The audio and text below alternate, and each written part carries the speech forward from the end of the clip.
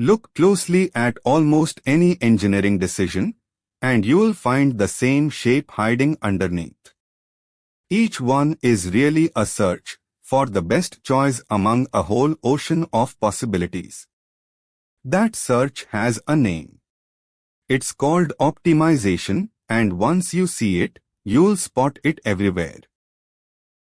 Strip optimization down to one sentence, and here it is: which choice makes things as good as possible without breaking a single rule? Answering that always means naming 3 things. Just 3. First, the decision variables, the knobs you are actually free to turn. Dimensions, quantities, gains. Call them X. Second, the objective, one single number that scores how good a choice is. A cost to push down or a profit to push up. That's f of X. Third, the constraints, the lines you are not allowed to cross. Budgets, limits, demand. Written as inequalities and equalities. Nail down all 3, and a fuzzy wish like "make it cheap but strong" becomes a problem a machine can actually solve. To let one toolbox attack every problem, we agree on a single standard shape. By convention, we always minimize. Minimize f of X, the objective. Subject to the inequality constraints, pushed into less than or equal to 0 form. And the equality constraints, written as equals 0. The set of all points that satisfy every constraint is the feasible region, F. The entire search happens inside it, step outside, and no matter how good the number looks, it doesn't count. Picture it. The feasible region is this shaded patch, fenced in by the constraints. Now slide the objective across it. These dashed lines are equal value contours, and the green arrow points toward better. Push as far as the region allows, and you slam into a corner. For a linear objective, the best feasible point sits right at a vertex. That corner is X star, the optimum. And what about maximizing? No new theory needed.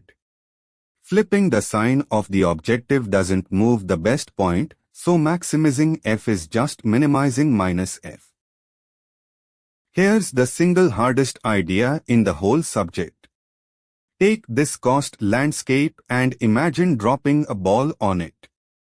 Let it roll downhill, the way almost every algorithm does, and it settles here, in the first dip it finds. This is a local minimum. It's the lowest point in its own little neighborhood, and the ball has no idea anything better exists. But look further to the right. There's a deeper valley the ball never reached. That's the global minimum, the best point anywhere in the region. Finding a valley is easy. Proving it's the deepest one is hard. Except in one blessed case, a convex problem, where every local minimum is automatically the global one. Let's make it concrete. A farmer has 100 meters of fence and a straight wall. Fence just 3 sides. What dimensions enclose the most land? Name the pieces. The 2 sides sticking out from the wall are each X, the far side is Y. The fence you spend is 2x plus Y, and it equals 100. The area you gain is X times Y. Substitute Y, and the area becomes one clean function of X, set its derivative to 0, and X lands exactly on 25.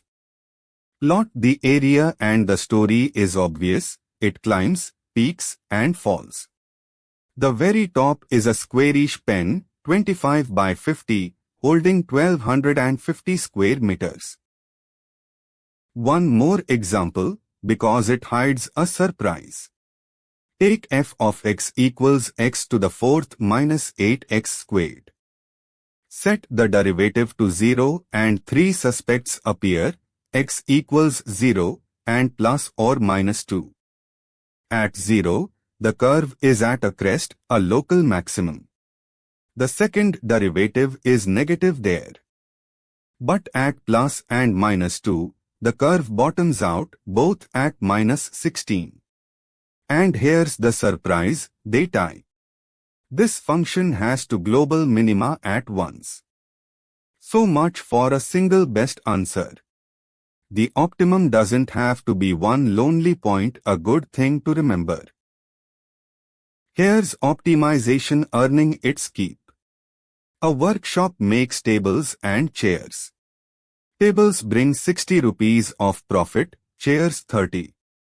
But carpentry hours and wood are both limited. Turn the words into a model.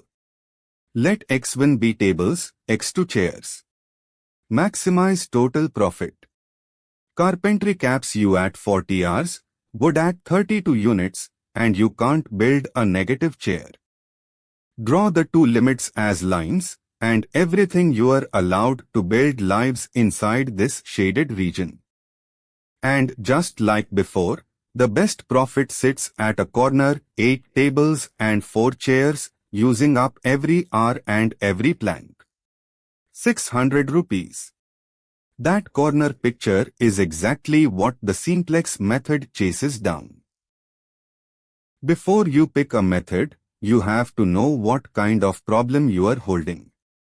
We sort them along a handful of independent axes. Constrained or not. Linear or nonlinear. Continuous or forced onto whole numbers. One objective or several that fight each other. Data known exactly or clouded by chance. Solved once or unfolding over stages. Take committing 3 generators, whole number units, cost that grows with the square of output, demand that must be met exactly. That's a constrained, integer, nonlinear program, genuinely hard. So which tools do all this? The classical methods use pure calculus, set the gradient to 0, add Lagrange multipliers. Unbeatable when the problem is small and smooth.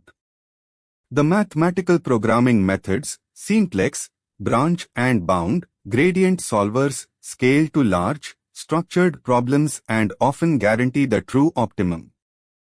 And the meta-heuristics, inspired by evolution and swarms, trade guarantees for reach, hunting good solutions in rugged, noisy terrain where gradients simply fail. Zoom all the way out, and one habit survives. Faced with any problem, ask 3 questions in order.